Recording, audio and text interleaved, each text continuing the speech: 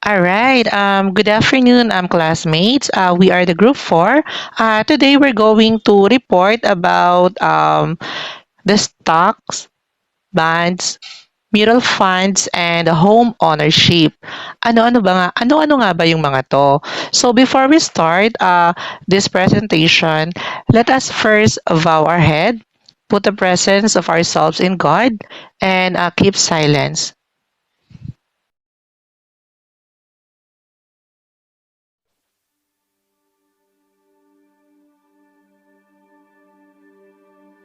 You are the word of the beginning, one with God the Lord Most High.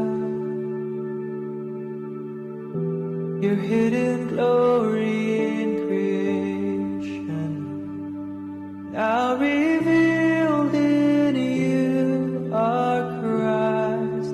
What a beautiful name it is. What a beautiful name it is, the name of Jesus Christ, my King. What a beautiful name it is, nothing compares to this. What a beautiful name it is, the name of Jesus.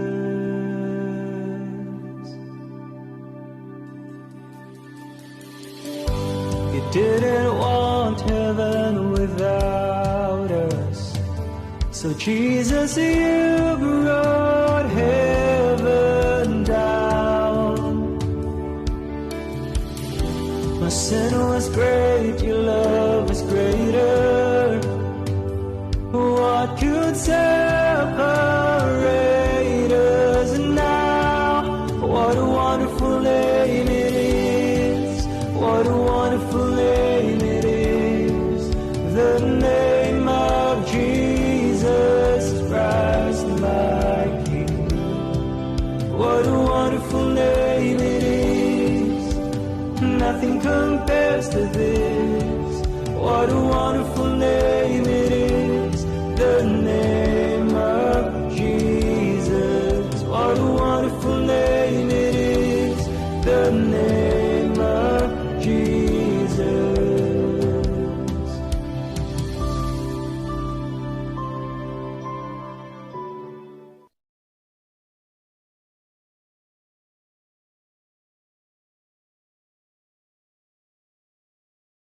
Ang pambansang awit ng Pilipinas.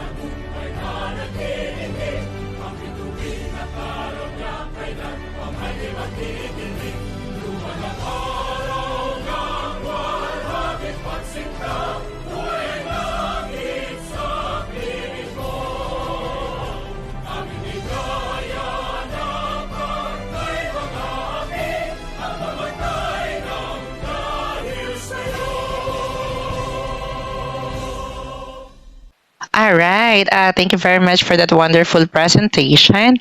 Okay, classmate, kamusta kayo? All right.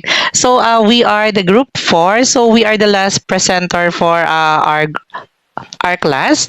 So before we start, nag-prepare po muna kami ng isang icebreaker na kung saan mamamangha naman kayo at ma-amaze. At the same time, mainganyo kayong magbilang kung ano man ito yung pinrepare namin. So, kindly watch our icebreaker and I do hope that lahat is makikisagot dito sa aming pinrepare na larong ito. Okay? Thank you and let's play this Let's see if icebreaker. this adds up. Are you ready to give that big brain of yours a serious workout? Then welcome to our intense brain boot camp. Number 1. As with any workout, let's start with a little warm-up. How many squares do you see here? You have 30 seconds to count them all.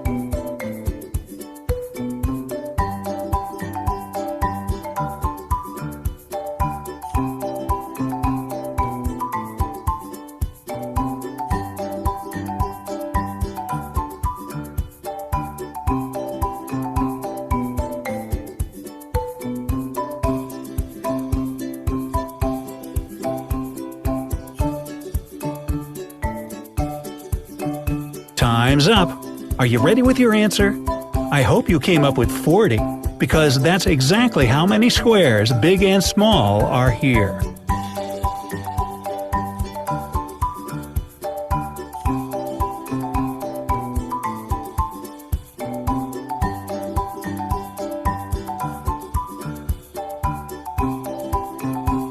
Number 2.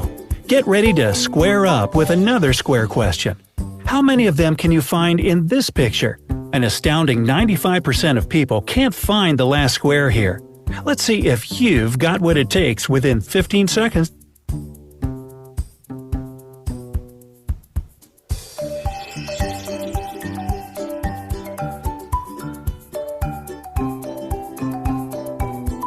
Come on, speed up. Time's ticking away. There are 11 squares in this image. Here's how you can find them.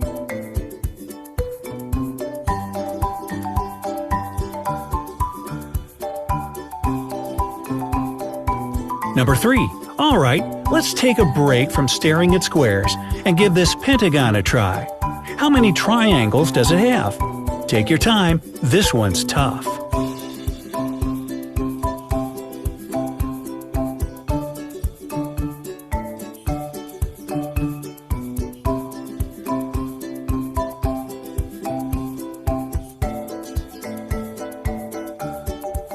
You've got 10 more seconds.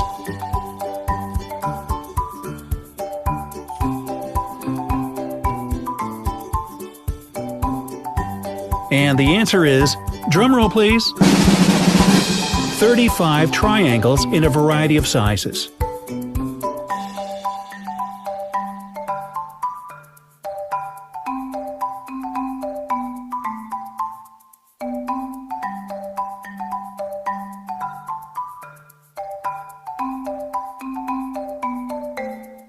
Number 4. This cross is hiding something from you, and that something is perfect squares. They consist of 4 dots with 1 on each corner. So, how many are there? You've got half a minute, so get to counting.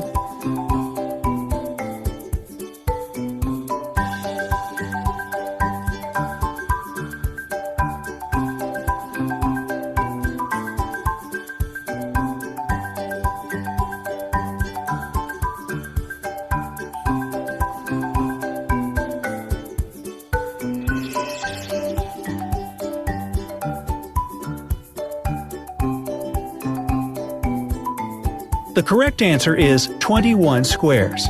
That's even more than the number of dots in the cross. Want to know how to find them? Check it out.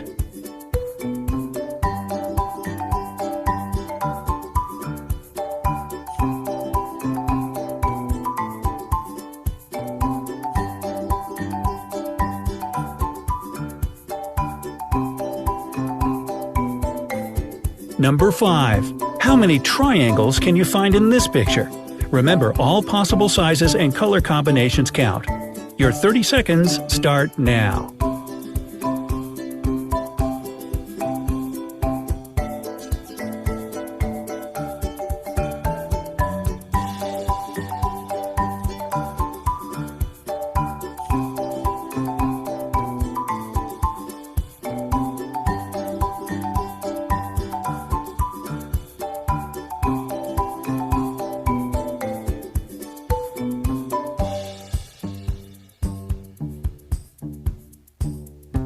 Did you spot 44?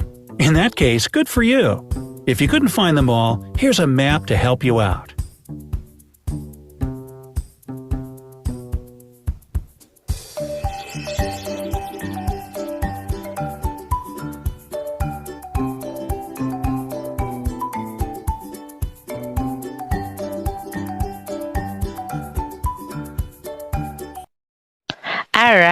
right. Thank you so much for your participation. And isa ka ba sa mga sumakit ang ulo pagbibilang ng mga squares and triangle? Well, kung isa ka doon, actually, di ka nag-iisa. Kasama mo kami sa mga sumakit ang ulo sa pagbibilang na yan. By the way, um, yung games na yun is talaga namang nakakatulong para sa atin sa pagpapatalas ng ating analytical thinking, kung paano or pabilisan sa pagbibilang ng mga shapes na yan, ano? So, alright. So, thank you very much kung isa ka sa mga nakapagsagot and congratulations kung tumama ka kasi ako nagbilang ako pero wala talaga akong tumama. Muntik na sana yung isa dun sa unang square kaso kumulang ako ng isa. Moving forward, so let's now proceed with our presentation proper. And to start with, we have some reminder while we are joining in this online presentation, okay?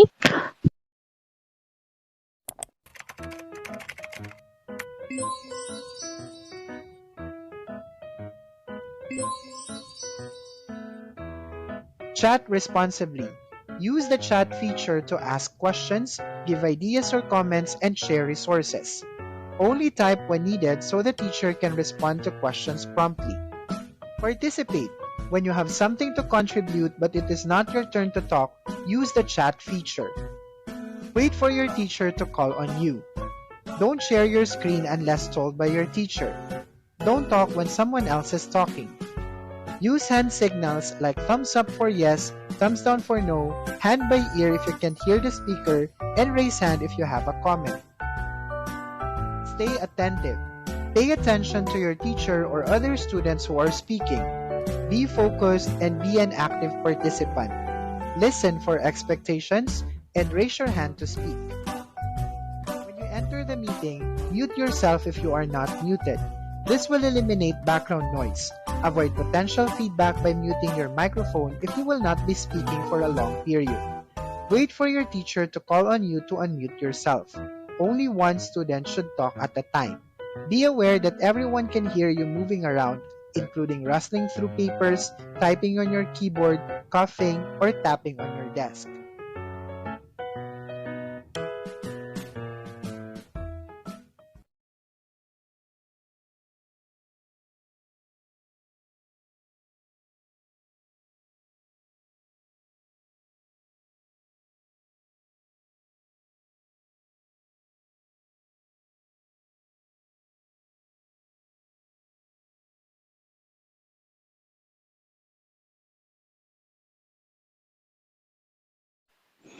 Okay, thank you for that special reminder. So, and I do hope that all will be participate, comply with those reminders for our smooth flow of the presentation.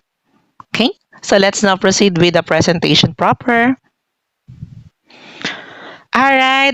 Again, good day, my classmates. Okay. So by the way, my name is Jonathan Vergara, and I'll be the moderator for this presentation. So ano nga ba yung i-report namin, classmate? So on the previous report by group 1, 2, and 3, they reported about the simple interest, compound interest, and with regards to credit cards.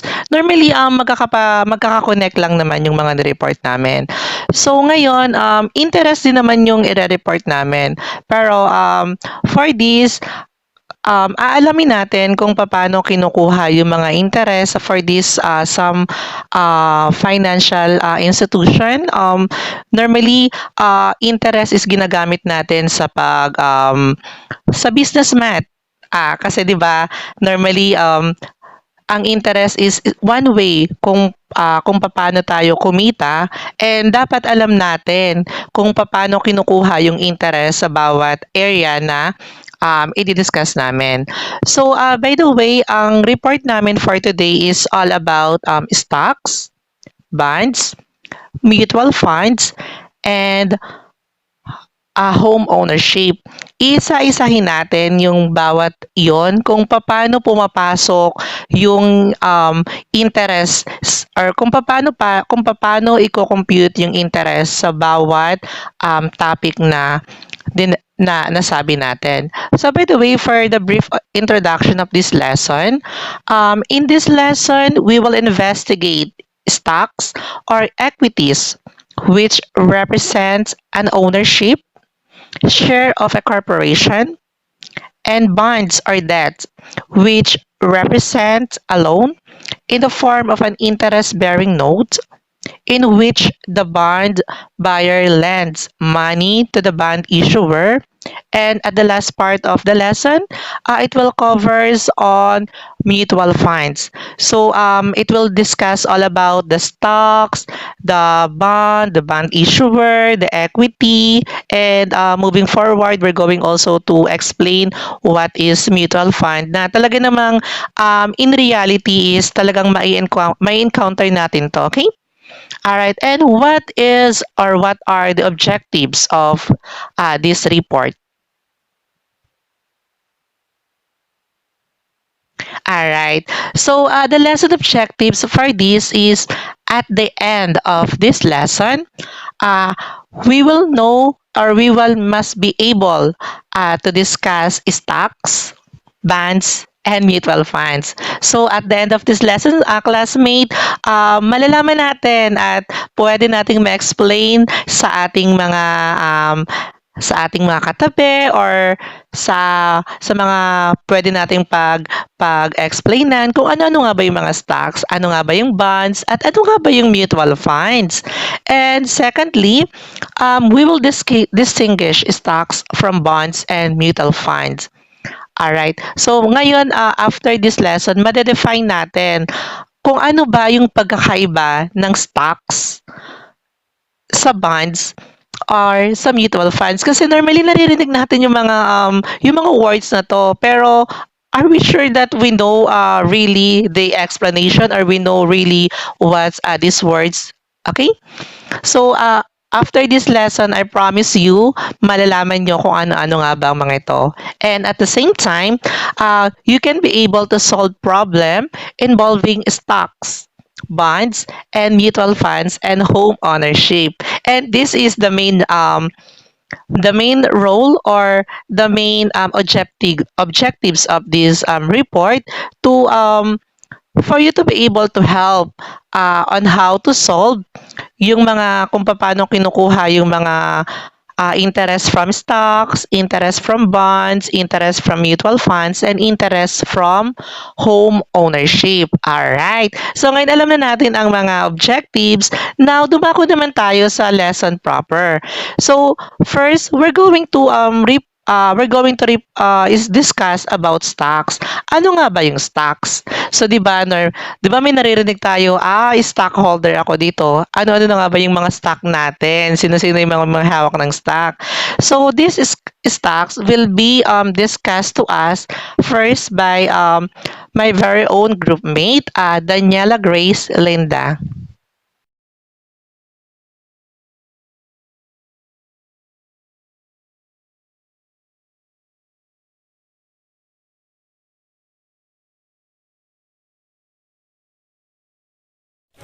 Hi everyone, I'm here to discuss to you my topic about stocks. First, what is stocks? Stocks is a form of selling shares of the company's ownership. So basically, if you're a company holder or you're a businessman, you are sharing a part of your ownership to investors so they could finance the business that you are doing. And the reason to this is because you wanted it to grow. Companies may raise money either by borrowing or by selling their shares of stocks to finance the needs of their operation and probably plan an expansion of their company. So people do this for expansion, for growth of the business. It is really good for the business when you manage it well, because stocks also is a part of ownership. as a businessman or as a businesswoman or as an owner of your business, if you sell a lot of stocks to other people, you might lose your own control to your company. So be wise because you're sharing ownership to the people. So that is stocks. Stocks is selling a part of your ownership to the company. And those buyers or those investors are called stockholders. Stockholders are the one who buy your stocks or invest in your business to finance your expansion or your operation to grow. And these stockholders have and receive a stockholder certificate. They will receive a stockholder upon buying that indicated the number of shares of stocks they own. For example, if you buy a share to any food establishment like Jollibee, because Jollibee shares their stocks or they sell shares to their company. If you buy a 5% of that, you will receive a stockholder certificate. And with all of that, in the income of the whole year of that company, you will receive a 5% or depending on the stocks that you buy to that company, you will receive. For example, the businesses that you buy shares with, you buy 5% or 10% stocks to that company, the income of that company, you will receive a 5% out of it because you finance it or you buy their stocks. You're their investors. Actually, it's a wonderful kind of form of investment because you won't do anything. You'll just invest on something. Like if you buy shares on any food establishment like Jollibee or McDo, then the income of that company, how big the shares that you buy, like 5% or 10%, the income to that, you will receive a 10 or 5% to it. It's a continuous form of investment while you're buying while you buy their shares and continue to finance them. And this is very also helpful to the company because you help them to grow or expand. And this is not a fixed price on investment or stock. Like if you receive 150,000 that month or that particular year, it won't be like that again. It will be depending on the income of the company that you own or that you invested in or the company where you buy shares with. It will depend on the income of that company and what will you receive. That is stocks. So thank you very much. I hope you learned a lot to this discussion and thank you. All right. Thank you very much for that wonderful explanation, Daniela. So basically, stocks, ito yung um, pagmamayari natin sa isang business. So bumibili tayo ng share para maging part tayo ng business. This is a very good way of investment kasi mag-i-invest ka lang ng pera. After invest mo ng pera, after a month or after quarter, normally ang computation ng stocks as far as I know is quarterly. So yung company is magbibigay ng report doon sa mga stockholder quarterly kung magkano na yung kinikita nila. So 'di ba, napakagandang investment, magbibigay ka lang ng pera at the same time wala kang ginagawa pagkabigay mo ng pera, then pagbibigay sila ng report, ayan, kumikita ka na. Pero tama naman si reporter na meron din tong disadvantage. Disadvantage to dun sa nag-share ng stock or nagsisell ng stock kasi binibigyan mo ng way na na binibigyan mo ng way na magkaroon ng part ng pagmamayari yung isang tao na hindi mo naman kaano-ano. Kasi the more na nagsisell ka ng stocks, normally ang effect kasi nito is something na hindi gumaganda yung pagpapatakbo mo ng negosyo kasi yung financial stability mo is not really good enough to to finance all the needs of the business. And so be careful of that kung moving forward, magtatayo ka ng business and then mag-share ka ng stock. Ano? And then for the part of the shareholder naman or the stockholder, be wise din sa pagbili ng stock. Baka naman kasi yung stock na bibilhin mo or yung business na pagbibigyan mo ng stock is hindi in sa market. So, when we say hindi in sa market, masasayang lang stock mo kasi imbis na tutubo yung investment mo for that business is malulugi ka. So, normally, pag ganyan, may mga company tayo na ngayon is talaga namang ang stock nila is tumataas at the same time talaga namang bumababa. One of the best example for this is doon na lang sa TV network natin. Previously, napakataas ng share of stock ng ABS-CBN, right? But suddenly, anong nangyari sa kanila? Hindi na-renew yung kanilang franchise. So, unti-unting bumaba yung stock nila. So, ano-ano yung mga ginawa ng stockholder doon? Utay-utay silang pinull out yung stock. So, kung dati, ang taas-taas nung value ng stock nila, so sa pag-pull out nila, kasi hindi naman nila alam na hindi mare-renew yung contract nila, so bumaba ng bumaba. At yan yung currently na nangyayari sa franchise or sa stocks ng ABS-CBN ngayon. So, sa kabilang banda naman, siguro naman aware kayo sa GMA7, right? So, kung dati, hindi gano'n kataas yung price ng stock ng GMA7. Pero tingnan nyo ngayon, sobrang nag-boost ang share of stock ng GMA7. So as far as I know, their last report for their income is, I think, nag-boost sila ng something 200%. And if you are one of the stockholder for GMA7, from 100%, naging 2 to 300% yung value ng stock mo. Ganon kaganda yung pag-i-invest ngayon sa TV network ng GMA7. So, isa lang yun sa mga reminder kung paano ka dapat pumili or mag-consider sa stocks na pag-investan mo. Okay? Alright, so that's all for stock. Now, we have a formula on how to calculate the interest from the stock or paano ba dinidistribute ng business yung stocks. Okay, and this is the formula for stocks. A company may distribute profits to the stockholders in the form of dividends. A dividend is usually a given per share of stock.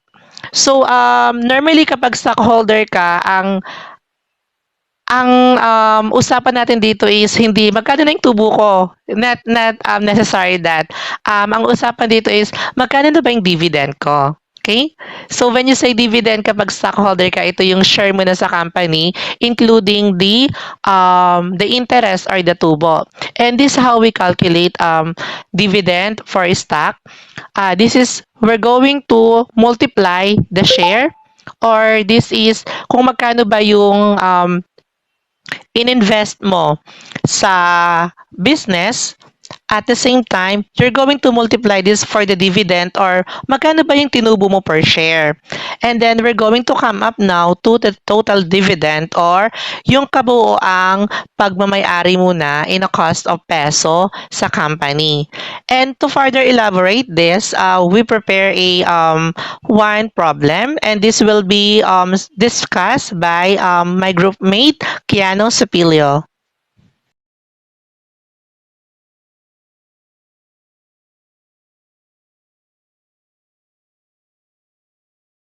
Good evening po uli. Punta naman po tayo sa example. A stock pays an annual dividend of 60 pesos per share. Calculate the dividend paid to Eva who has 120 shares of the company's stock. Sinasabi dito na ang stock daw po ay nagbabayad ng annual dividend na 60 pesos per share. So, i-calculate po natin ang dividend na ibabayad kay Eva na mayroong 120 shares sa company's stock. Bago po tayo magpatuloy, alamin po muna natin what is dividend. A dividend is the distribution of some of the company's earning to a class of its shareholders, as determined by the company's board of directors. Una po natin gagawin ay i-analyze natin sa problem kung alin po ang hinahanap. Dito po sa example na nabanggit ko kanina, ang hinahanap po ay yung dividend na ibabayad kay Eva. At meron po tayong given sa problem na dividend per share equals 60 and the total share equals to 120. Ang formula po na gagamitin natin para makuha ang dividend ay DPS multiplied by S, wherein ang ibig sabihin po ng DPS ay dividend per share habang ang S naman po ay number of shares ng isang tao. So, bali D equals 60 pesos per share times a total of 120 shares. Pag pinag-multiply po natin 60 times 120, makuha po natin ay yung total na 7,200. That's why Eva received 7,200 in dividends. Sa looking back naman po, try po natin gumamit ng dividend per share formula para malaman po natin kung tama po yung sagot. Bali, DPS equals total dividend paid over shares outstanding. Bali, ganito po. DPS equals 7,200 divided by 120 equals to 60. Alright, thank you very much, Kiano, for that problem solving na talaga namang napakasimple, di ba? Times ka lang, magkano lang yung, ilan ba yung share of stocks mo, at then, magkano ba yung dividend or tinubo ng bawat stock. And then, yun na yung pera mo sa company. Napakasimple na pag-compute ng interest dun sa investment na ibinigay mo sa company, at hindi tayo pahihirapan with regards to stocks, ano? So, moving forward, we're going to discuss naman, ano ba yung dividend yield na sinasabi namin ngayon? So, to further explain the dividend yield, I have now my classmate, Maria Angela Celion, to further discuss about this dividend yield.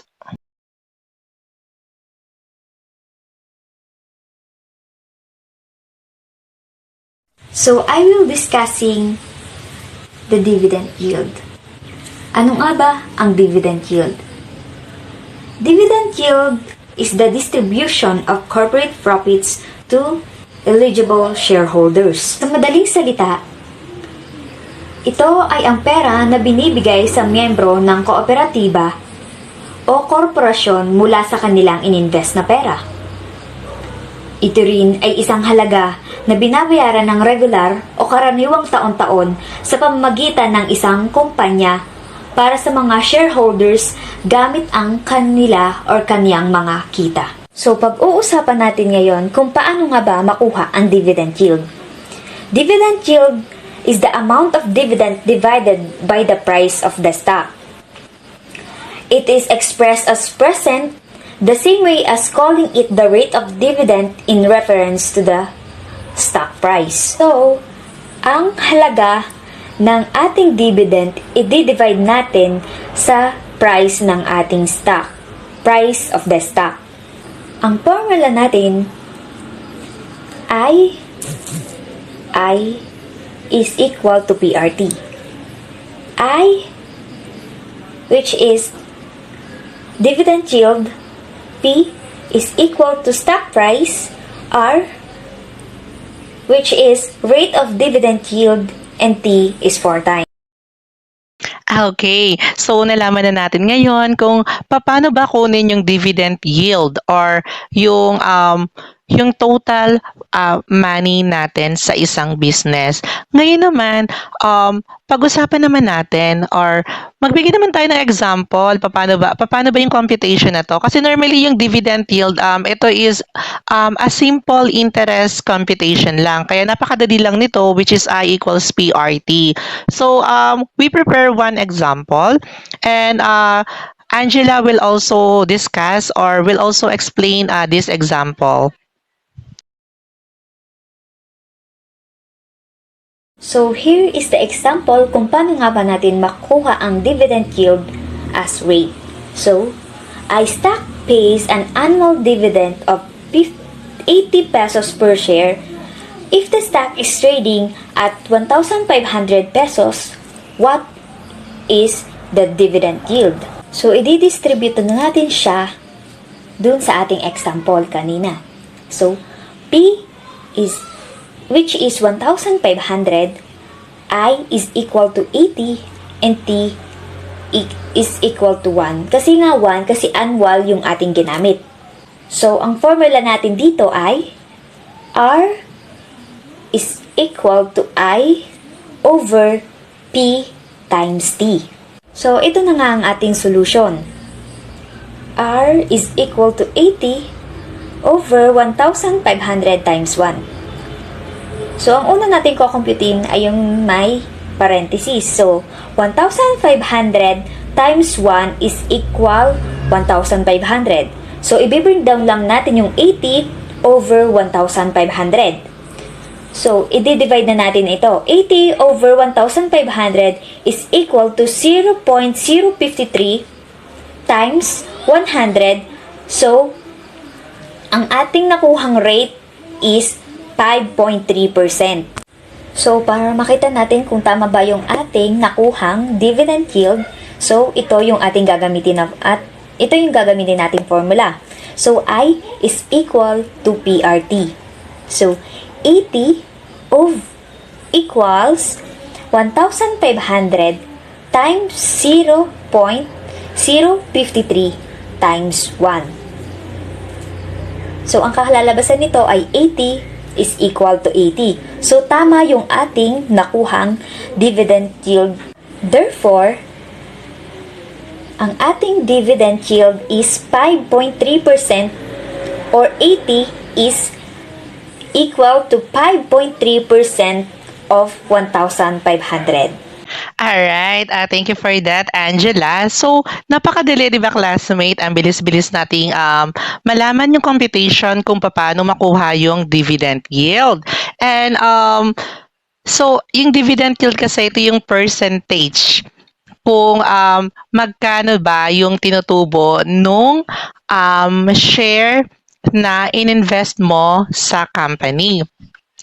So ngayon, alam na natin, nag-invest na tayo ng pera, alam na natin yung percentage kung magkano yung kinikita natin. Sa stocks industry kasi, hindi naman laging magre-retain ka sa business. May time na, ay, ipo-pull out ko na yung account ko. Kasi nga, ayun, like sinabi ko kanina, minsan makikita mo na hindi na kumikita yung business. So, isang way yun ng mga businessman para malaman, isang indication yun para i-pull out na nila yung stock nila. At the same time naman, isa rin to sa mga tinitake advantage ng mga gustong maging part ng business na naghihintay sila para bilhin or naghahanap sila ng mga stocks na pwedeng bilhin. So dito kailangan natin i-consider yung market value. Ano nga ba yung market value? This market value will be discussed by our very own Hanilyn Briones.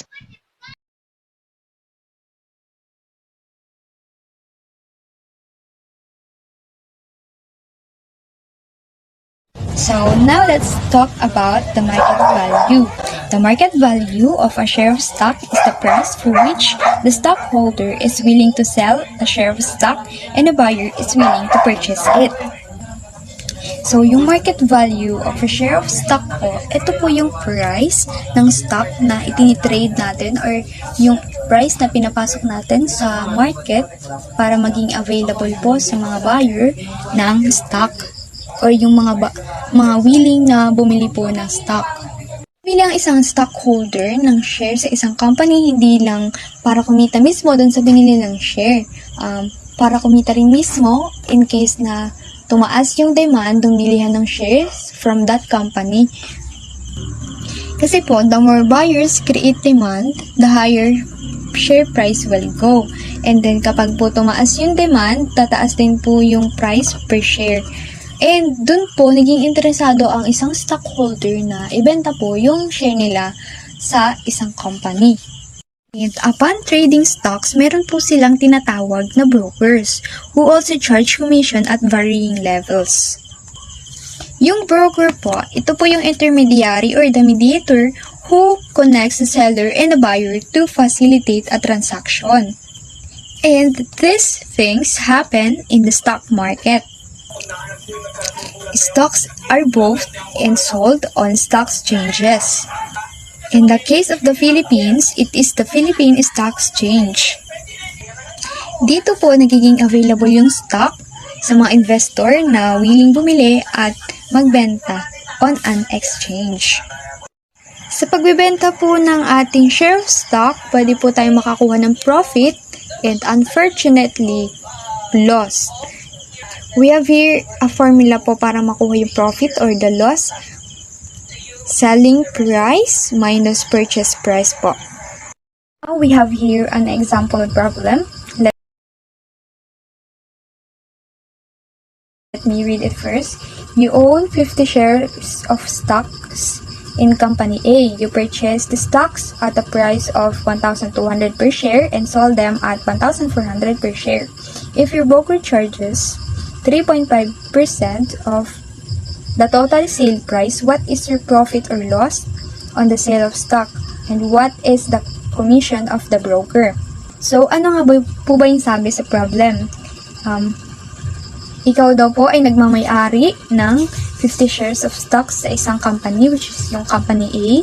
Binili mo po yung shares na yon sa presyo na 1,200 per share. At ibinenta mo po siya na sa presyo na 1,400 per share. Kung yung broker po ay nag-charge ng 3.5% sa total sale price, ano daw po yung kikitain or yung lugi sa pagbebenta mo po ng stocks. At may isa pa pong tanong, ano po ang commission or magkano ang commission ng broker? I-identify muna po natin yung mga given. Meron po tayong selling price per share.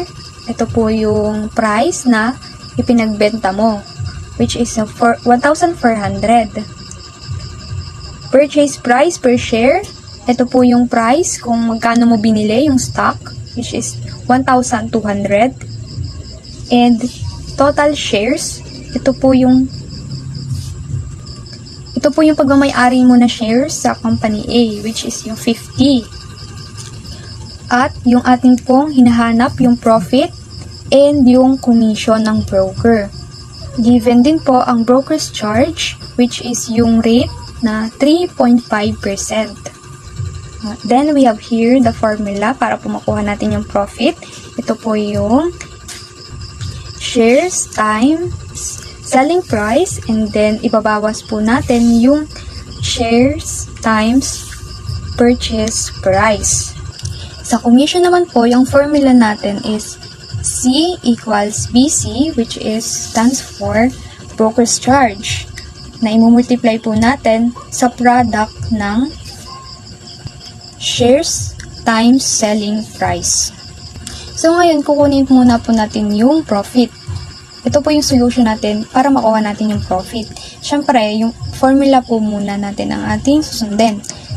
Ano nga po yung formula? Profit equals shares times selling price minus shares times purchase price. Kinukuha po natin muna yung product ng shares at selling price at product ng shares and purchase price para malaman natin yung total nung price ng share natin or yung dividend na nakuha natin dun sa ating shares sa isang kumpanya. Substitute na po natin yung mga given natin. Yung shares equals 50 and then selling price 1,400 minus share 50 ulit, and then purchase price equals 1,400. So, i-multiply muna po natin yung shares sa selling price. 50 times 1,400 equals 70,000.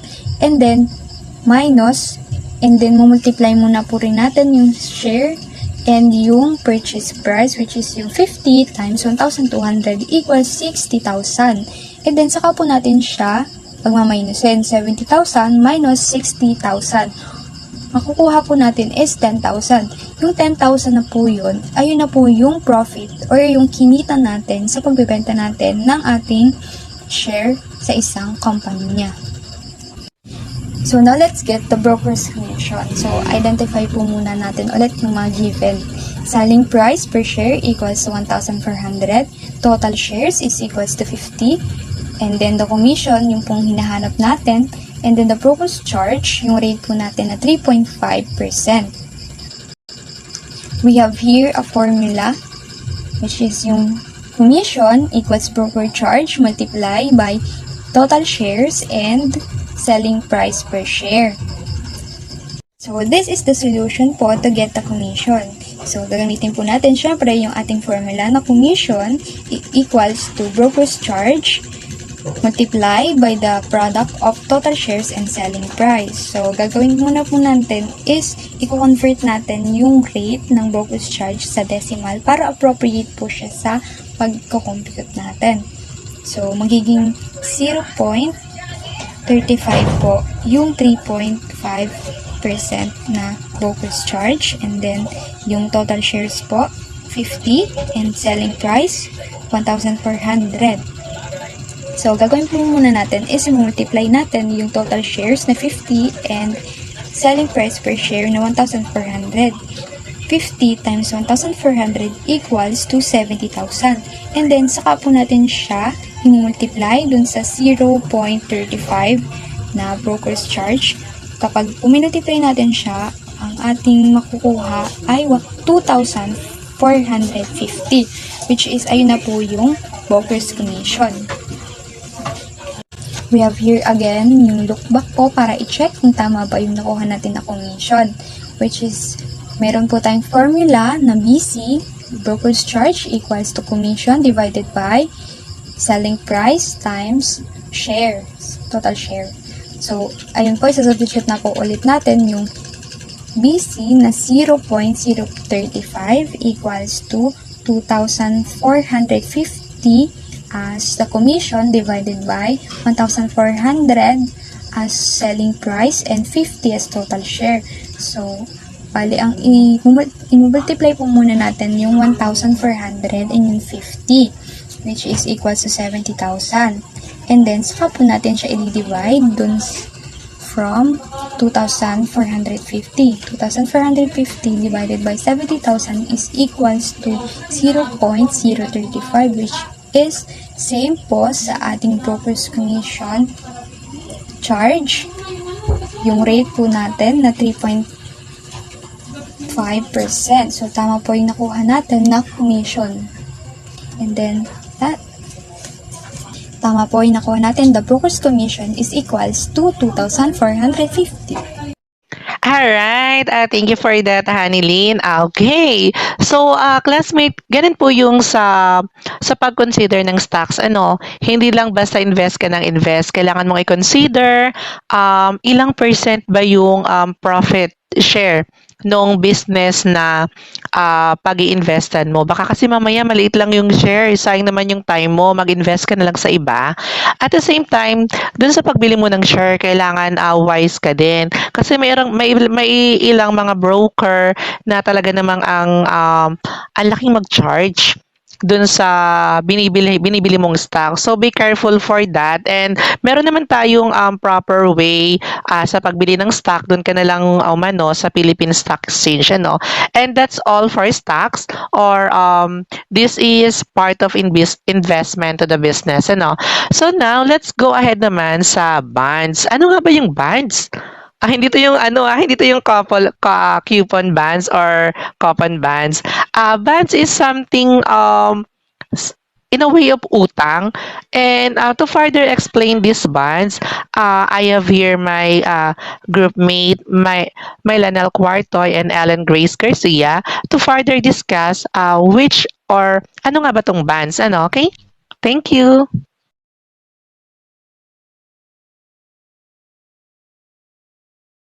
Bonds. Ano nga ba ang bonds? Ang bonds ay isang fixed income security that represent an investor debt to a borrower. So, nabubuo ang bonds kapag ang isang tao o may-ari ng isang company ay nangutang o manghihiram ng pera sa isang bondholders. Sa madaling salita, ang bonds ay isang utang o pautang ng isang company. Sabi dito, instead of selling stock, the company may also issue a bond. So, ginagamit nila yung bonds para humiram ng pera kesa ibenta ng isang company yung stocks nila.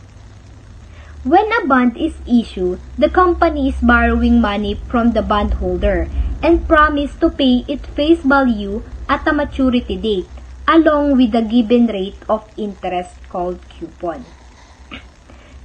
Kapag nag-issue ng bonds ang company, nanghihiram ito ng pera sa isang bondholders at kalakip nito yung kasulatan na nangangakong babayaran ng sakto at tamang amount na kanilang pinag-usapan. Ito yung tinatawag nating face value. Nakalagay rin ang date kung hanggang saan lamang ito dapat bayaran. Ito naman ang maturity date along with the given rate interest. So, pag tayo ay nagpapautang, hindi naman tayo papayag na wala tayong tutubuin na pera sa ating pinahiram. So, papatungan natin ito ng interest o tubo na tinatawag nating coupon. Sa bonds ay merong agreements na tinatawag. Ang bond indenture agreement or bonds agreement na kung saan nakasaad sa document na ito yung obligasyon ng isang bond issuer o yung nangungutang. Nakasaad din dito yung benefits na matatanggap ng isang bondholder o yung nagpautang. Maraming companies and other entities na nag-o-offer ng bonds direct dun sa investor kapag kailangan ng pera na pampundo sa bagong ginagawang proyekto, operasyon, or pambayad ng utang ng isang company. When a company issue a bond, they are also considered as a stocks. Dahil parehas nga silang financial securities na binenta sa investor para mapataas at madagdagan ng money ang isang company. However, if the company declares bankruptcy, the bondholders have the first claims to the assets of the company before the stockholders. So, pag daw po na-bankrupt ang isang kumpanya, ang unang makaka-receive ng assets ay ang bondholders bago pa maka-receive ang stockholders. Ang stockholders po ay yung may shares sa company or one of the owner of the company, while bondholder naman po ay yung nagpahiram ng pera sa isang kumpanya. For example po, may isang business or company. Tapos, ako ay isa sa may share sa kumpanyang yon. So, ako yung stockholder. Siyempre, kailangan pong mapaunlad, mapalago at mas maging maganda ang business ng kumpanya. Kaya kailangan po ng pondo para doon. So, dyan na po papasok ang panghihiram ng pera sa bondholder. Pero once po na dumating yung time na na-bankrupt ang kumpanya, siyempre, kailangan po munang bayaran ang utang sa inutangan ng kumpanya, which is the bondholder, bago pa po naming mga stockholder makuha ang share namin sa kumpanya. Ang bondholder po ay nakakatanggap ng fixed payment and they are interested in limiting risk at mas gusto nilang mataas ang tsansa na maibalik ang investment sa kanila. Ang tinutukoy pong investment doon ay yung perang pinahiram nila sa kumpanya plus yung interest. Changes in the prices of bonds vary according to the demands of the market or according to market performance. So, yung price daw po ng bonds ay nakadepende sa market performance. The par value or the face value of a bond is the original amount of money borrowed by a particular company. Most companies issue a face value of 1,000. Ang tinutukoy pong par value or face value ay yung hiniram ng kumpanya o yung perang pinautang ng bondholder. So, karamihan po din ng kumpanya, ang hinihiram po nilang par value ay 1,000. So, yun lang po for definition of bonds. So, let's proceed po sa bonds equation. Alright. For the bands, same lang din to ng same lang dito ng stocks. Ang pinagkaiba nga lang, kapag stocks kasi, mag-invest ka sa company and then part ka ng company, company owner ka. Which in bonds naman, nagpahiram ka lang ng pera sa company pero hindi ka part o hindi ka may-ari ng company. So, ang kagandahan lang sa bonds, ito yung assurance mo na tumaas man yung or um, malugi man yung company, fix pa rin yung kita na makukuha mo at ikaw yung unang makakakuha ng price sa company. So, normally yung mga business-minded, ito rin yung isa sa mga kino-consider. Paano ba kapag nalugi yung company, anong mangyayari sa akin? So 'di ba, hindi rin siya maganda, 'di ba? Kaya minsan ito yung ginagawa nila, invest na maging stockholder na lang sila, nagpapautang na lang sila kasi fix na yung company dito. Ibig sabihin, alam mo na yung kikitain mo sa company kasi kapag pumasok ka sa agreement na to, may specific period na kung gaano katagal nung company babayaran sa'yo and then ilang percent yung kikitain mo doon. At kapag sa pagko-compute ng bonds, same lang din siya ng stocks. We're going to use the simple interest formula, which is I equals PRT. I is for dividend yield, P is for stock price, R is for rate of dividend yield, and then T is for time. Same lang sila, di ba? Pinagkaiba lang dito is yung way kung paano sila mag-invest sa company. And then to further elaborate or to further explain to you, we have given two example. And the first example will be discussed by Mr. Axel Sarzuela.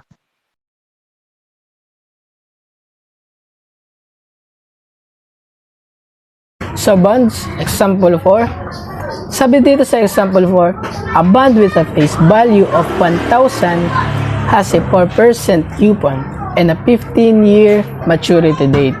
So guys, para makuha natin ang interest nito, ay gagamit tayo ng formula. At ito ay ang I equals PRT. Para ma-solve natin to, kailangan natin alamin ay kung ano yung mga PRT.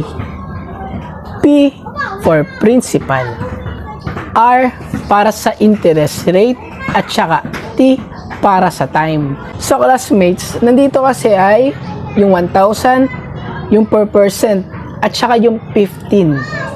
Yung 15 year para sa maturity date, yung per percent coupon para sa interest rate, at saka 1,000 pesos para dun sa principal. So classmates, isasubstitute na natin yung mga yon doon sa ating formula. So classmates, ngayon na substitute na natin, pero doon sa gagawin natin, doon sa interest rate, pag substitute natin, ay i-convert na natin to sa decimal form. Magiging ganito na siya pag na-substitute na natin. I equals 1,000 para doon sa principal, P. Tapos doon naman sa R, interest rate, 0.04 kasi ginawa na natin siya na decimal form. Tapos doon naman sa time, di ba yung 15-year maturity date? Lagay natin 15. So ngayon, ang gagawin natin, gagamitin natin na multiplication. Ipagta-times lang natin to. So, yun. Times lang natin na 1,000 times 0.04 times 15 equals 600. Nahuli na natin. So classmates, nakuha na natin ng interest 600. Ang bondholder ay magkakameron ng 1,000 para dun sa kanyang original investment or principal at 600 naman para dun sa kanyang interest. Alright, thank you for that, Ace. And napakadali lang, classmate, di ba? So, moving forward, may isa pa kami example and this will be discussed by Jay and Briones.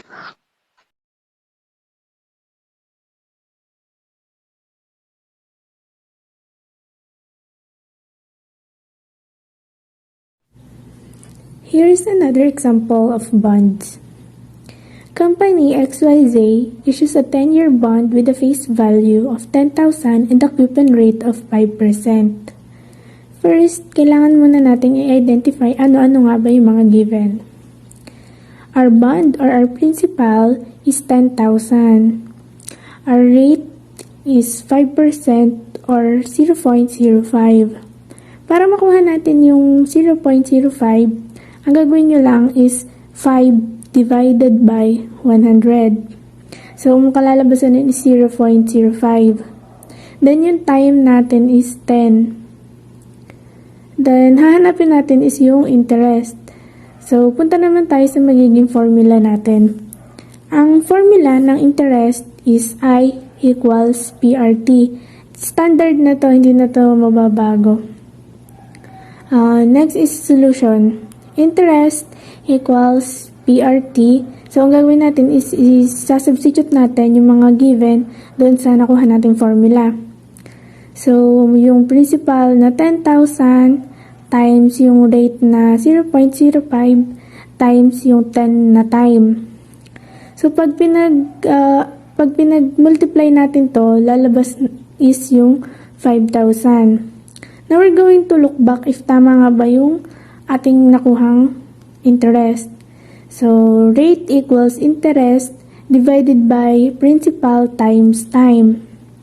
So, yung rate natin is 0.05 equals yung nakuha nating interest na 5,000 divided by 10,000 times 10. So, ang gagawin nyo muna is ita-times nyo muna yung 10,000 times 10. 0.05 equals 5,000 divided by 100,000. Kaya naging 100,000 yun is tinimes na nga natin yung 10,000 sa 10. Then, copy nyo lang yung 0.05 equals 5,000 divided by 100,000 is 0.05. So, tama. The bondholder will receive the face value of 10,000 plus 5,000 for the interest. Okay, thank you for that. Diba, napakadali lang. Sabi ko naman sa inyo, ang business math pagdating sa interest is napakadali lang. Mag-invest ka na lang ng pera kasi ang bilis lang nung pagka-compute ng mga interest. Alright, so tapos na tayo ngayon sa bonds. Dumako naman tayo sa mutual fund. Ano nga ba yung mutual fund, classmate? So, I know some of us, meron tayong mga ka-mutual understanding, ka-mutual call. So, sa math, meron din tayong mutual fund. And this topic will be discussed by Miss Althea Martin.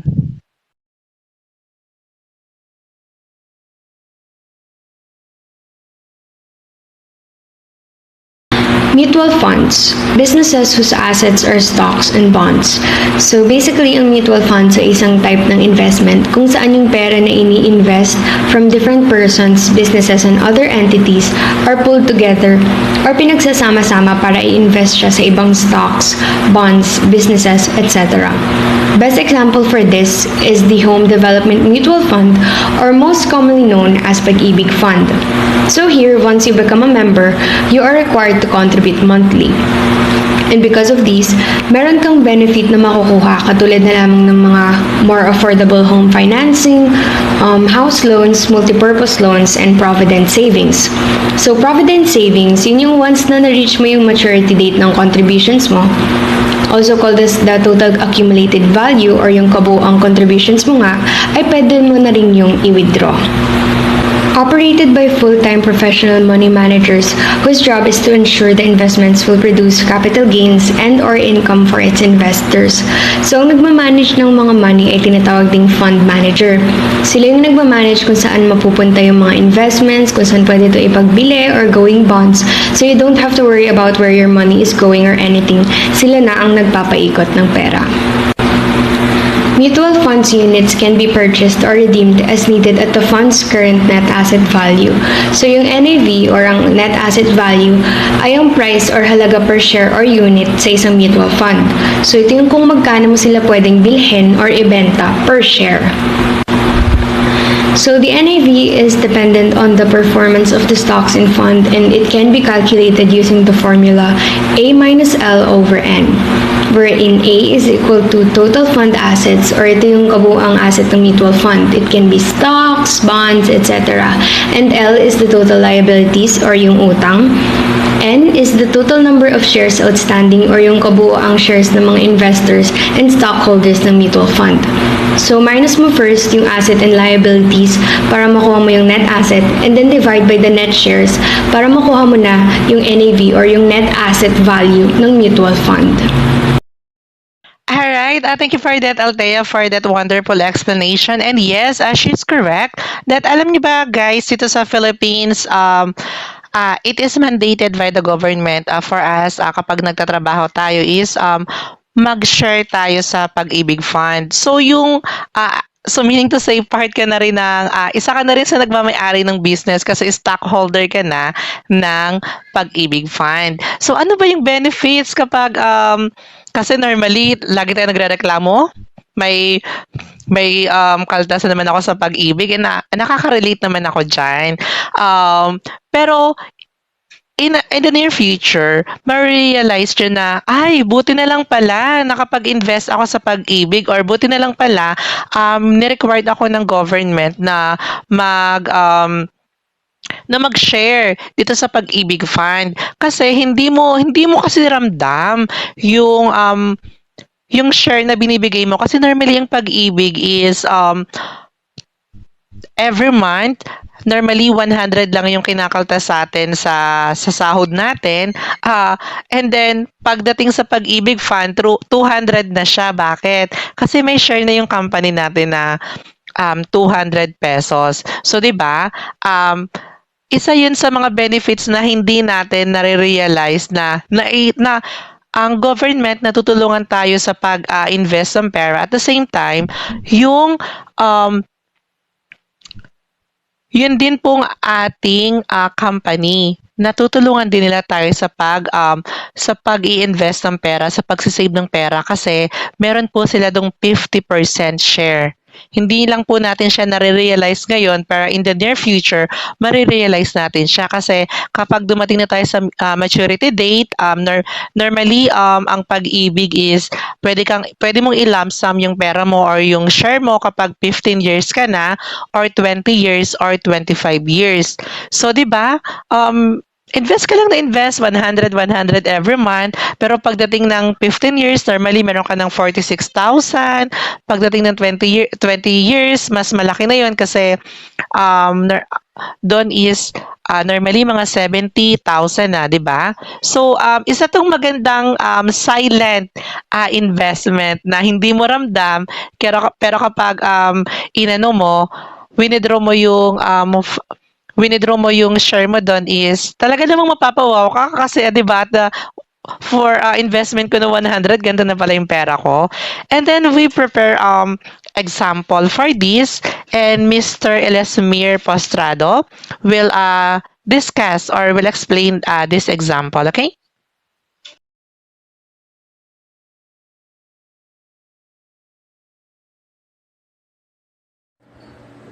Okay, try naman natin gamitin ang formula sa example na ito. A mutual fund of 450 pesos worth of stock, 300 million pesos worth of bonds, and 35 million pesos in other assets. The total liabilities amount is 2.1 million. There are 15 million shares outstanding. You invest 50,000 in this fund. Find the net asset value of the mutual fund and how many shares will you purchase. Ngayon, nalaman na natin na ang hinahanap sa problem na to ay net asset value. Apply natin ang formula, which is A minus L divided by N. So, magiging given natin ay A para sa total asset, L para naman sa total liabilities, at N outstanding shares. Kasunod, hahanapin natin ang mga value ng mga ito. So makikita nyo dyan, A equals 450 million plus 300 million plus 35 million. Bakit kaya naging tatlo yun? Dahil total asset ang kailangan. Since ang stocks, bonds, At other assets ay assets pag sasama-samahin natin sila. Kasunod naman, L, liabilities. Mag-isa lang siya, kaya 2.1 million lang. Ang N naman, share outstanding, 15 million. At investment, 50,000. Okay, tapos na tayo sa given. Kasunod naman ay formula. Makikita nyo may dalawang formula. NAV, net asset value, equals A minus L divided by N. Tapos yun isa, S. Ang S naman ay shares.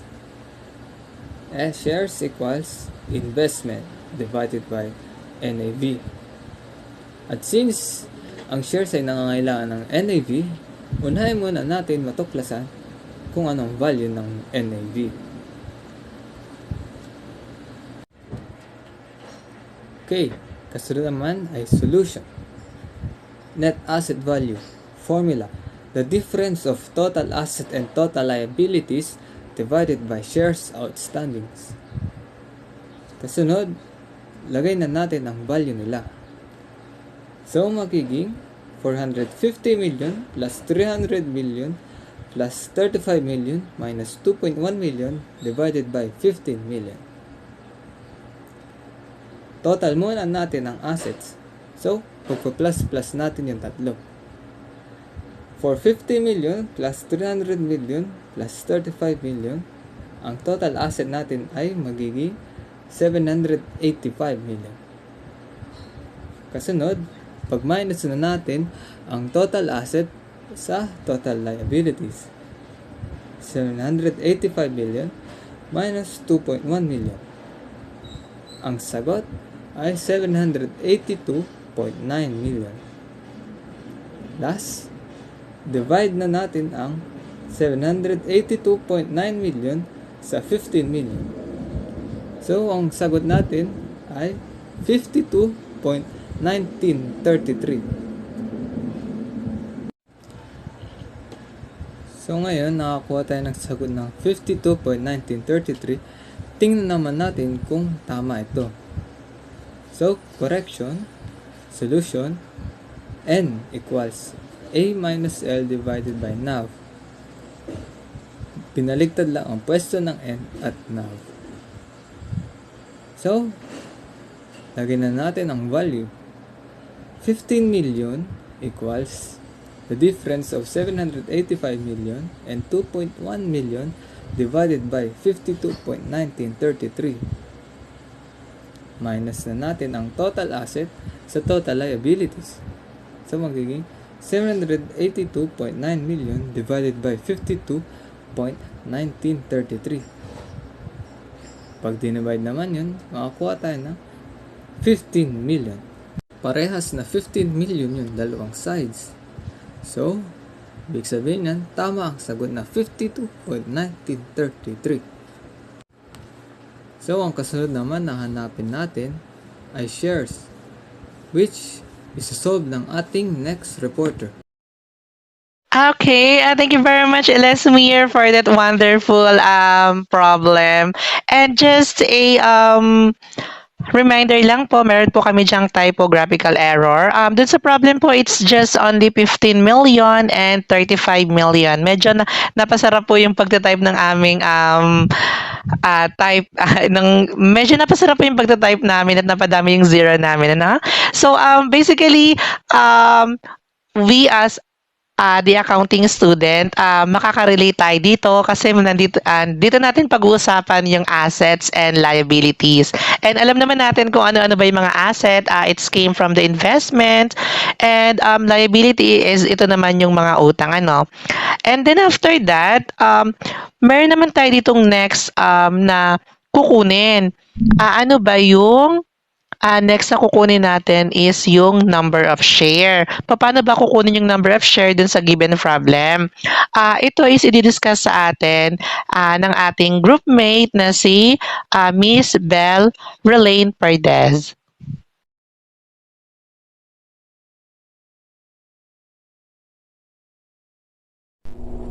Good day. So, here's a continuation for the example that explained by Mr. Postrado.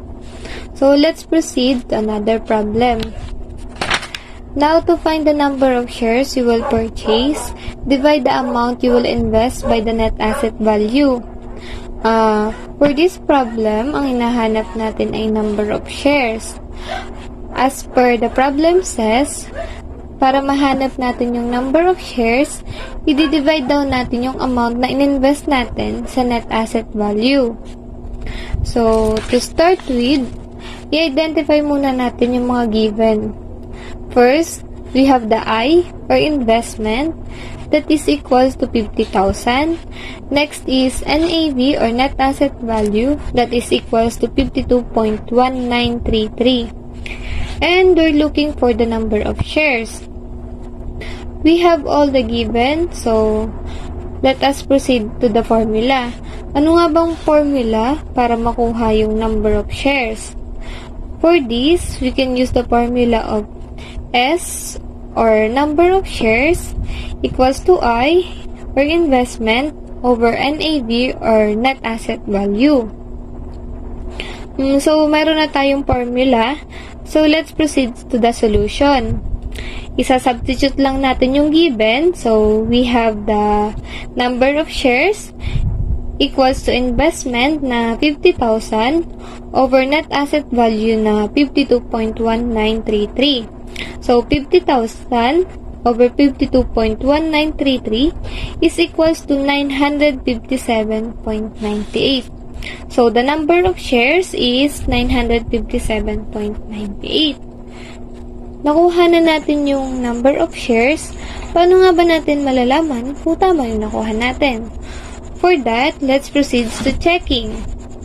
For the looking back, we can use the formula of I is equals to S times NAV, or investment equals the number of shares times the net asset value. So, investment na 50,000 equals to 957.98 times 52.1933 is equals to 50,000. Dahil equal siya, we can say na tama yung nakuha na natin na number of shares. So, with your 50,000 initial investment, makakabili ka ng 957.98 na shares. Alright, perfect. Okay, so 'di ba ang bilis lang ng computation ng mga dinidiscuss namin sa mutual funds, multiply ka lang, minus ka lang, and divide ka lang. So napakadali kasi sa business math talaga, hindi mo naman dapat kailangang pa komplikaduhin yung mga given problem. So napaka-basic lang ng mga formula na ginagamit natin. Kasi ang pag-uusapan naman dito is yung mga interests or yung kita mo naman, ano.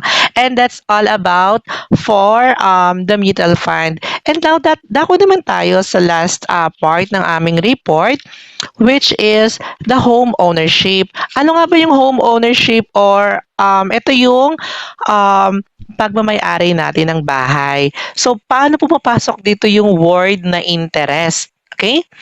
And this will be further discussed by my group mate, Trisha and Cruz.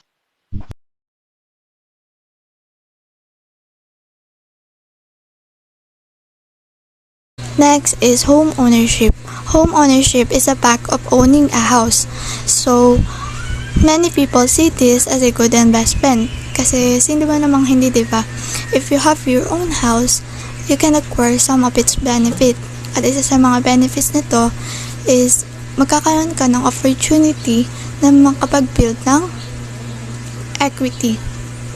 But as far as I know, hindi lahat tayo afford agad yung makabili ng bahay. So, when you do not have enough cash to purchase a home, you can apply for a housing loan in any financial institution. So, yung institution nga na ito is yung institution na nagpapahiram ng pera para makabili ka ng bahay. So, and most Filipinos acquire a home through the housing loan program of Pag-ibig Fund. And the amount that they usually approve to purchase a home is less than the actual cost of the house and lot.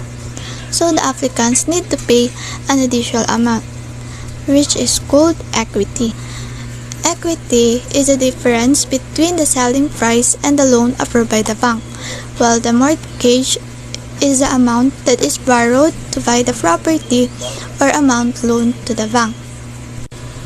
And the formula that you can use to get the mortgage is mortgage equals selling price minus the equity. Moreover, when you apply for a home loan from a bank, you are required to pay a down payment, which is at least 10% of the selling price. So the is mortgage equals selling price minus down payment. All right, thank you very much for that explanation, Trisha. So to further elaborate lang, classmate, home ownership, normally isa to sa mga benefits as if you are member of the Pag-ibig Fund. So malaki yung chance mong makapag-loan ng bahay kasi 'di ba? Nowadays magkano ba ang property? So ang bahay at lupa it's million normally 1 million, no 3 million, 1.5, and we don't have enough money para bumili for that amount, 'di ba? So may mga financial institution na nagpapahiram ng pera at isa sa mga ginagawa nila para at least maging secure sila or maging qualified tayo is magiging member tayo ng Pag-ibig Fund. And dito sa home ownership is meron tayong tinatawag na equity. Ano ba yung equity? So ang equity, classmate, ito yung ang financial institution kasi or ang bangko, hindi lahat ng price nung amount ng property is binibigay or pinapahiram nila. Let's say for example, 1.5 yung price ng property. Ang pinapahiram lang ng bank is let's say for example 1.2. So yung 300 babayaran natin siya. So yun yung equity. Normally ito yung ang equity is yung selling price, ima-minus mo lang yung kung magkano ba yung pinahiram nung bangko. At saka in reality, binabayaran to ng member para at least makapag makatira ka na dun sa bahay na yun kasi kapag hindi mo nabayaran yung equity is normally hindi ka pa makakalipat sa bahay na yon. So sometimes ito yung tinatawag natin na as down payment. And then meron din tayong tinatawag kapag sa home ownership or kapag naghiram tayo or nanghiram tayo or dun sa home ownership or yung pagmamayari ng bahay, meron tinatawag tayo na mortgage. Alright? It's mortgage. So, ano ba yung mortgage? Ito yung total na babayaran natin sa isang bangko. So, meron tayong total mortgage, meron tayong monthly mortgage or yung monthly or buwanang binabayaran natin sa bangko or normally sa through pag-ibig to. So I alam ko marami dito nakaka-relate dun sa mga pabahay or pautang na pabahay ni Pag-ibig, 'di ba? So isa to sa pwede nating i-avail kasi napaka malaki yung or maliit lang yung hulog dito at saka matagal mo 'tong bayaran. So alam niyo naman dito sa Pinas, 'di ba? Konti lang yung sahod natin kapag nandun lang tayo sa mga average income sa income earner. So maliit lang yung sinasahod natin at hindi natin afford na makapag-ipon ng million in a specific time. So kaya marami yung na nag-avail ng pabahay ni Pag-ibig. And then, meron tayong computation kung paano ba yung payment, paano natin makukuha yung monthly, at magkano ba yung mortgage natin sa home ownership. And this will be discussed by the last reporter, Ms. Lynn K. Karumba.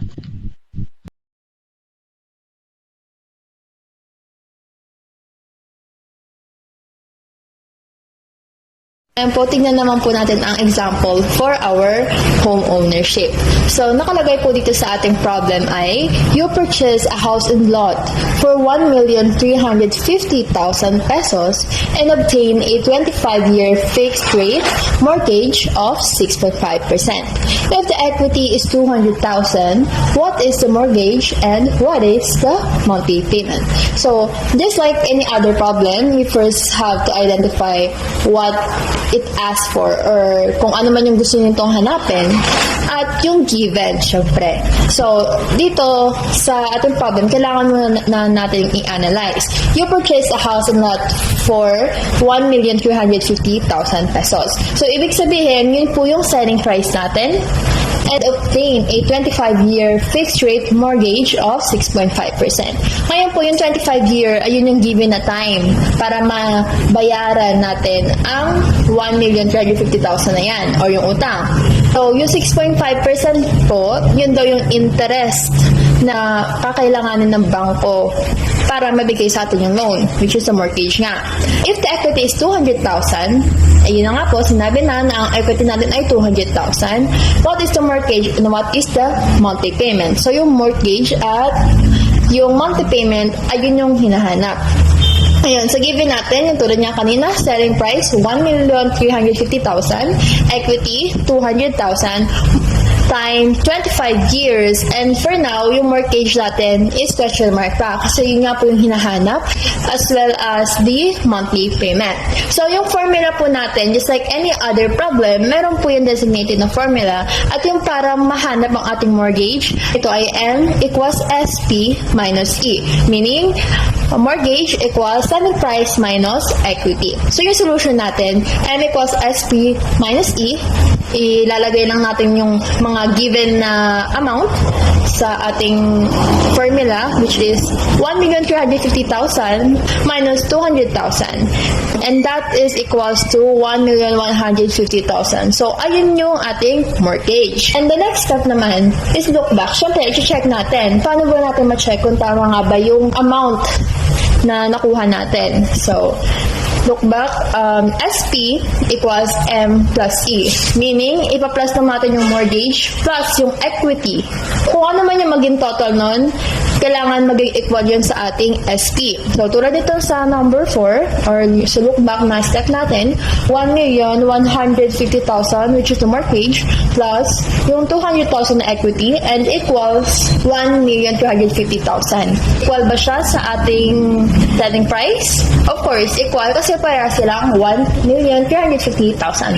Ibig sabihin nun, yung 1,150,000 ay ang ating mortgage or yung the amount na niloan natin galing sa bangko. Alright, thank you for that. O, diba, napakabilis lang kumuha ng mortgage or yung total na babayaran mo sa bangko. It's a simple subtraction. You just need to subtract the selling price dun sa ibinigay mong pera sa bangko. Now, my next question kasi dyan, magkano naman daw yung monthly na babayaran mo doon sa bangko? And this is also the continuation for the discussion of Miss Karumba.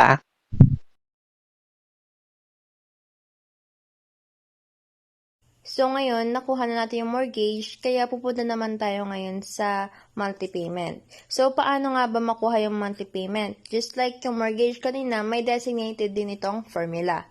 Okay?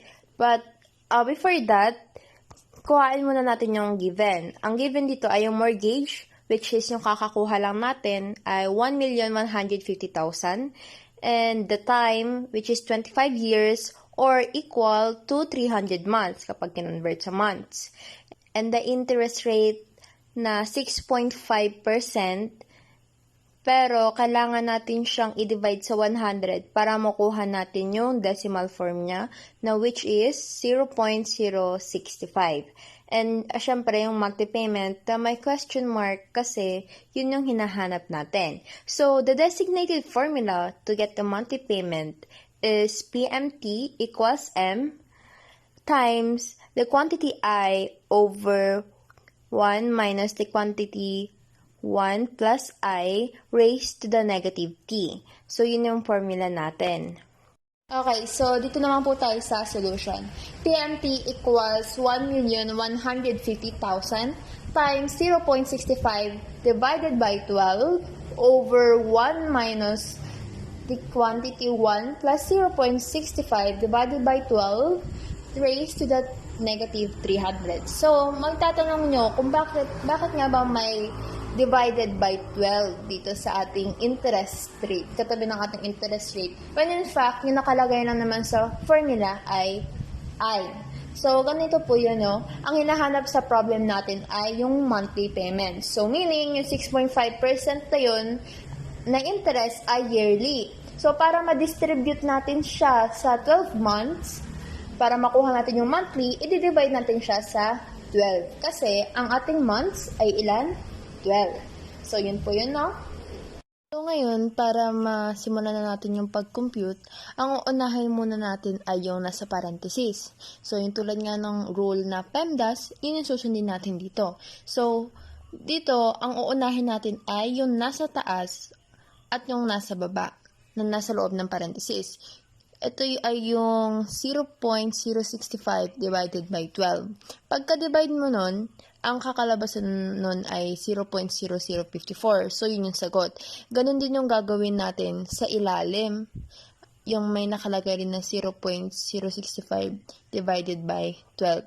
So, ang magiging, itsura, 0.054 over 1 minus the quantity 1 plus 0.0054 raised to the negative 300. So, yan na po yun. Next naman na ating isa-solve ay itong nasa loob ng parenthesis na nasa loob din ng parenthesis. Ayun ay yung 1 plus 0.0054. So, 1 plus 0.54, ang magiging sagutin ay 1.0054. So, yun yung nakalagay na sa parenthesis.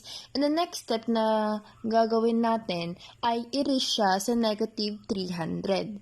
So, kapag ka-raise niya, ang magiging sagot nun ay 0.19876.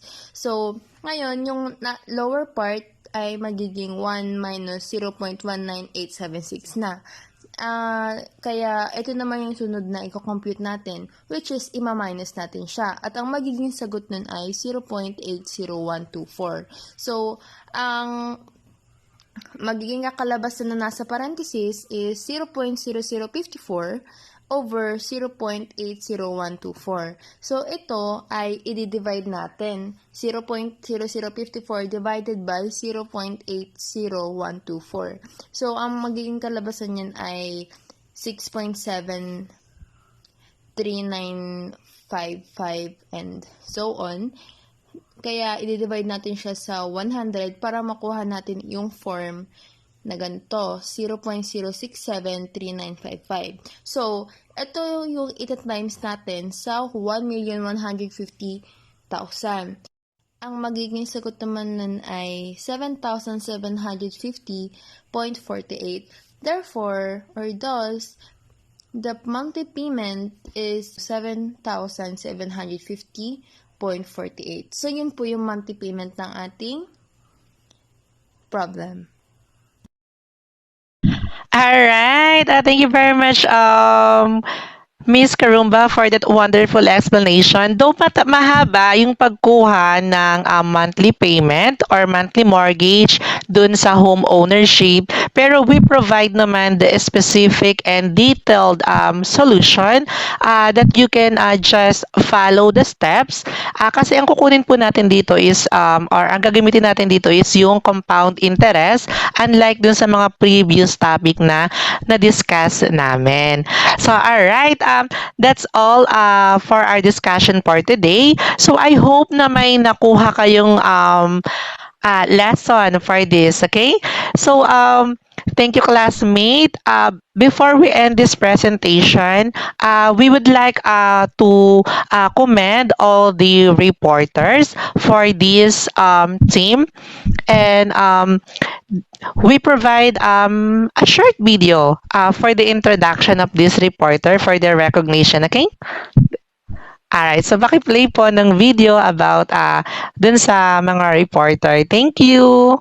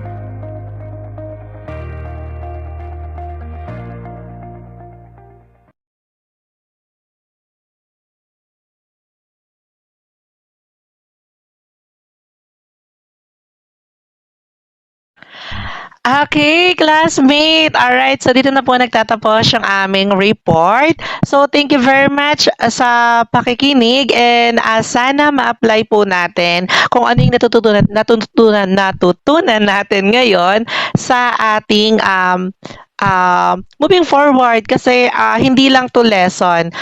Kailangan din natin tong ma-apply sa next kung hindi natin siya ma-apply ngayon kasi nag-aaral pa lang tayo, pero I do hope that kapag naging successful tayo sa ating mga career, makapag-invest tayo, magamit natin itong mga ganitong lesson para at least maging part to ng success natin sa buhay. Again, my name is Jonathan and we are the Group 4 and thank you very much sa pakikinig for today. Sa ulitin, thank you classmate. Bye-bye!